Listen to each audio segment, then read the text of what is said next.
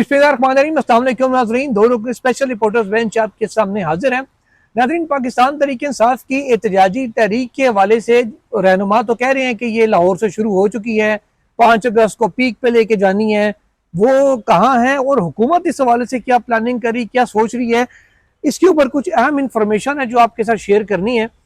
एक तो ये कि जैसे मैंने पहले आपको बताया था, राजा साहब भी मेरे साथी थे, इसके अलावा इलेक्शन कमीशन ने एक बहुत बड़ा स्टेप लिए और उससे भी अगर आपको डिटेल में आगाह करते हैं आगे चल के। पहले एहतजाजी तारीख से शुरू करते हैं। वैसे आपको याद है कुछ दिन पहले मैंने यहीं पे खड़े आपको कहा था कि कुछ रहनुमा ऐसे हैं जो अंदरूने खाना बड़े मुतहरिक हैं और उन्होंने काफी सारा काम वर्किंग कर ली है। वो उनकी वर्किंग अभी तक जारी है। मुख्तलिफ गली कूचों में आपको पता है कॉर्नर मीटिंग्स भी हो रही। अच्छा, वो पब्लिकली नहीं हो रही, जिनको बुलाना होता है उनको बता दिया जाता है फलां जगह पहुंच जाए, जिनको जिम्मेदारियां देना मकसूद होता है। किसी लीडर के घर पे, किसी की बैठक में, किसी के डेरे पे, किसी की छत पे, किसी के कहाँ उधर जा रहे हैं। और मतलब तैयबा राजा इस वाले से काफी ज्यादा मुतहरिक नजर आ रही है। पिंडी में राजा राशिद हफीज जो 9 मई के बाद से मंजर आम से गायब थे, वो भी मुतहरिक है, सामने आ चुके हैं। आलिया हमजा भी मुतहरिक, आलिया हमजा है, उधर सनम जावेद भी आपको यहाँ गुजर खान साइड में नजर आ रही है। लाहौर में होना चाहिए था, एग्जैक्टली में क्या होना चाहिए, उनका वहाँ काम नहीं है, लेकिन चले वो मुतहरिक तो है। आगे बात। अच्छा, ये सारा कुछ तो चल रहा है, वो नीचे ग्राउंड पे वर्किंग कर रहे हैं। लीडरशिप कह रही है कि जी तारीख तो हमारी शुरू हो चुकी है, 5 को पीक पे होगी। वो प्रैक्टिकली कहीं उस अंदाज में जो है ना वो भी नहीं हो रही। लेकिन हुकूमत की वर्किंग इस हवाले से क्या है आपको पता है? अभी तक कहीं आपको वो ऐसी तैयारियां नजर नहीं आई, वरना तो एहतजाजी तारीख से पहले आपको नजर आ जाता होता था। नंबर 1, बड़ी तादाद में गिरफ्तारियां, वो भी उस अंदाज में भी एक्टिवली नहीं हो रही। दूसरा ये कि कंटेनर की पकड़ दकड़, आंसू गैस के शलों की खरीदारी, लटरम पटरम, ये सारा कुछ होता था ना। 5 अगस्त को थोड़े दिन रह गए ना। अभी तक ऐसा कुछ नहीं हुआ, ना कोई ऐसी प्लानिंग का अभी तक इजलास हुआ वजारत दाखिला में या चीफ कमिश्नर ऑफिस में कि जनाब हमने कितनी रिजर्व फोर्स कहाँ से मंगवानी है, क्या करना है, ऐसी कोई चीज अभी तक नहीं हो रही। उसकी वजह यह है कि गवर्नमेंट की ये वर्किंग है कि कोई एहतजाज नहीं होने जा रहा। गवर्नमेंट ये समझ रही है ना। हाँ, उनकी वर्किंग है। और इस बात का ये इंफॉर्मेशन तो 1-2 दिन से आ रही थी हुकूमती हलकों से हमें कि यार ऐसे तो ऐसा कुछ भी नहीं है, बस जुबानी जमा खर्ची है सारा।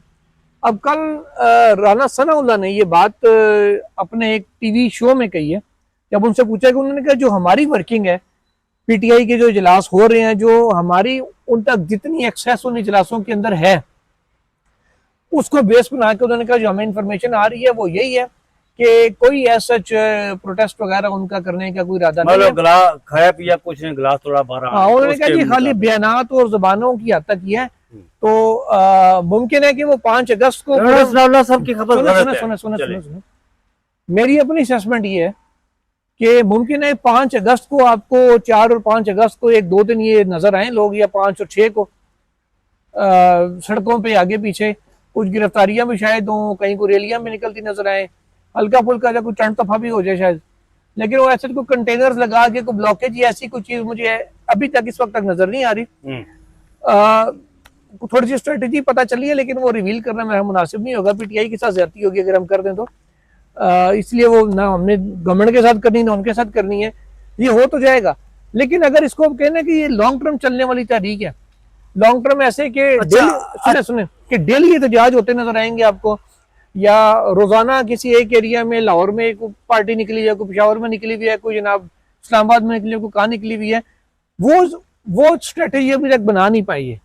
जो मेरी पीटीआई के अंदर बात हुई है ना, कि वो कह रहे हैं हतमी जो प्लान है वो अभी तक तश्कील नहीं पाया जा रहा, जिसकी वजह से शायद गवर्नमेंट को थोड़ा सा सुख का सांस ये है। इमरान खान साहब से प्लान शेयर हुआ है मुझे, मैं आपकी बात सारी अंडरस्टैंड करके, मुझे ये बताएं कि अगर गवर्नमेंट ये समझती है कि पाकिस्तान तहरीक इंसाफ एहतजाज नहीं करेगी, ना ही उसके पास वो स्ट्रेंथ है कि वो सड़कों पर निकलेगी, स्ट्रेंथ की बात अच्छा नहीं, गवर्नमेंट ये समझती है कि हमने 26 नवंबर को उनको जो कुट लगाई थी शायद वो अभी तक बोले ना हो। लेकिन मुझे ये बताएं कि हुकूमत पंजाब ने 45 दिनों के लिए दफा 144 क्यों नाफज कर दिया पूरे पंजाब में? सर वो नोटिफिकेशन पढ़े, वो मेरे पास आया था, मैंने पढ़ा था उस नोटिफिकेशन का। वो 144 एहतजाजों जलसों जुलूसों पे नहीं लगी। वो नदी नालों के किनारे लगी हाँ, है। वो नदी नालों हाँ। पे कि उधर जाने पे, डैम्स पे जाने पे, इन चीजों के ऊपर लगी है। अच्छा, वो लग भी सकती है ना। यहाँ देखिए मेरी बात सुने, आप जो कुरैन अब साहब वो बात PTI करते हैं ना, मैं सुने PTI की बात सुने नहीं सुने करता, सुने मेरी पहले बात सुने। पहले सुनो। यहाँ पर देशी प्रेस क्लब के सामने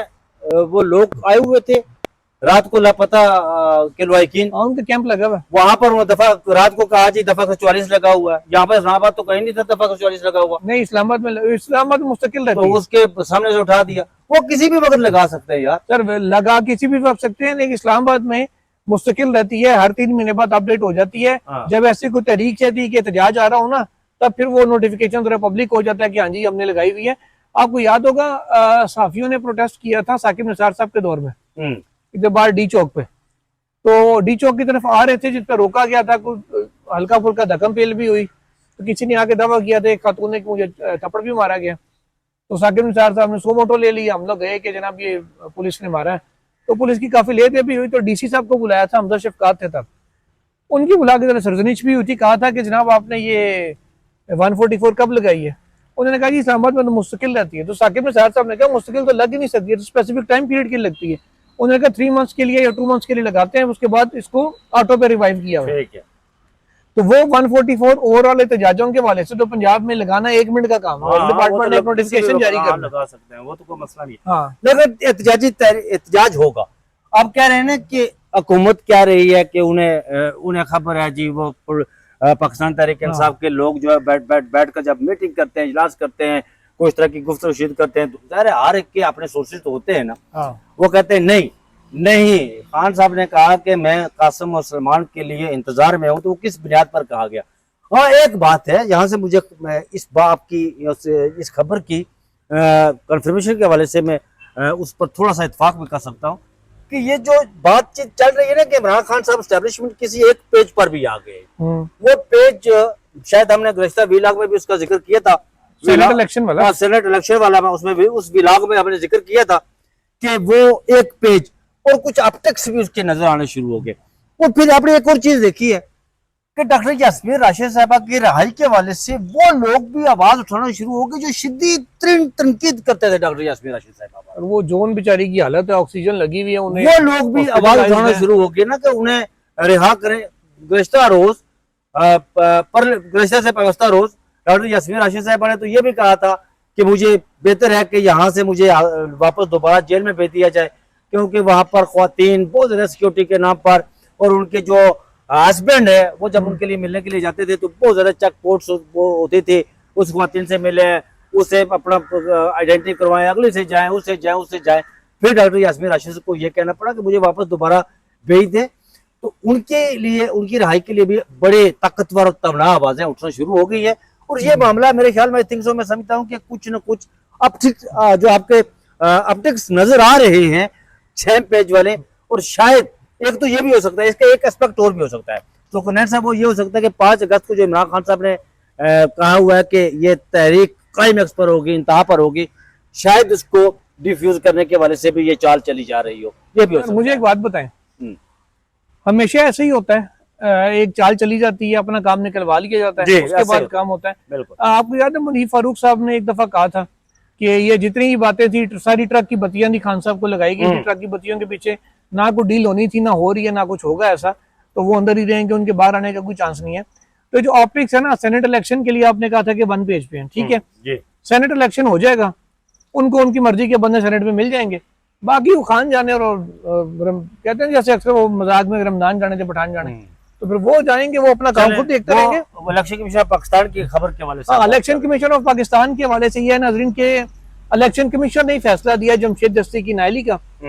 अच्छा, परसों फैसला दिया, कल नोटिफिकेशन जारी किया, और उसके नोटिफिकेशन के कुछ ही चंद घंटों के बाद ही एक और नोटिफिकेशन जारी किया गया कि 10 सितंबर को उनके हल्के में जिमनी इलेक्शन हो रहा है। अच्छा, 10 सितंबर को 10 सितंबर, क्योंकि 45 डेज तो वो सुप्रीम कोर्ट ऑफ पाकिस्तान आ गए, तो फिर वो जाहिर है अपील में सुप्रीम कोर्ट आएंगे, और तब तक यहाँ पे जो भी 3 मेंबर बेंच अवेलेबल होगा उसके पास ये केस लगेगा। तो जैसे यही अफरीदी ने कोई खास बेंच भी बनाया हुआ है, वो बात वो डिपेंड करता है ना, वो जजेस अवेलेबल होते हैं या नहीं, अगर वो ना भी हुए। लेकिन वो उन्होंने मेरे ख्याल में अभी तक वो नाम भी डिस्क्लोज नहीं किए कि कौन कौन से जजेस हैं जो। सर कुछ तो जजेस सुन भी रहे थे ना केस, जैसे आदिल बाज़ई को बहाल किया तो मंसूर अली शाह साहब एंड कंपनी ने, मेरा ख्याल है शायद वहीद साहब के बेंच में लग जाएगा ये।